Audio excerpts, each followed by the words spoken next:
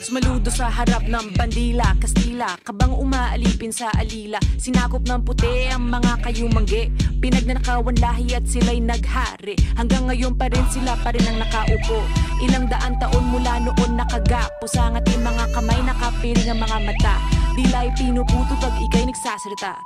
Tulad ni Rizal na panulat ang pinairal, si Andres ay pinatay ng kanyang mga kakulay. Yo hablo Espanyol, si Senyor Conyo. Ako po ay isang mestisong Indio po. You a friend of Uncle Sam, yo my man I am. I don't speak Tagalog but I try to understand. Pilipino ka ba, Banzai, Shinji Mai, Dorobo, Kedomo, Tooto, Komai.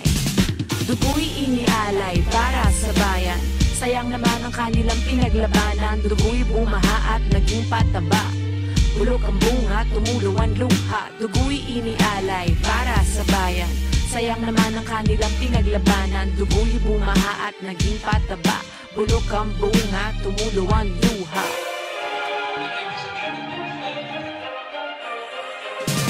Pelas na silangan kung tawagin ng Pinas, sinilang sa silangan ng kanimalakas. Anak ni Badhala at ako'y nababahala, di ako naniniwala na ako ay malaya. Akala ko ba Philippines 2000, pero bakit ganun parang walang patutunguhan?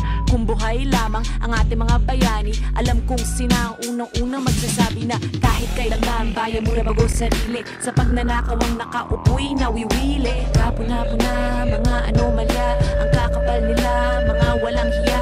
Barong Tagalog pa ang suot ng mga gago, pag nagtagalog baku-bakuan labo. Ilan sa liderato dapat sa krusipako, alam ba ninyo kung sino ang mga tinutukoy ko? Dugo'y inialay para sa bayan, sayang naman ang kanilang pinaglabanan. Dugo'y bumaha at naging pataba, bulok ang bunga, tumulo ang luha. Dugo'y inialay para sa bayan, sayang naman ang kanilang pinaglabanan. Dugo'y bumaha at naging pataba, bulok ang bunga, tumulo ang luha. Dugo'y inialay para sa bayan, sayang naman ang kanilang pinaglabanan. Dugo'y bumaha at naging pataba, bulok ang bunga, tumulo ang luha. Dugo'y inialay para sa bayan, sayang naman ang kanilang pinaglabanan. Dugo'y bumaha at naging pataba, bulok ang bunga, tumulo ang luha.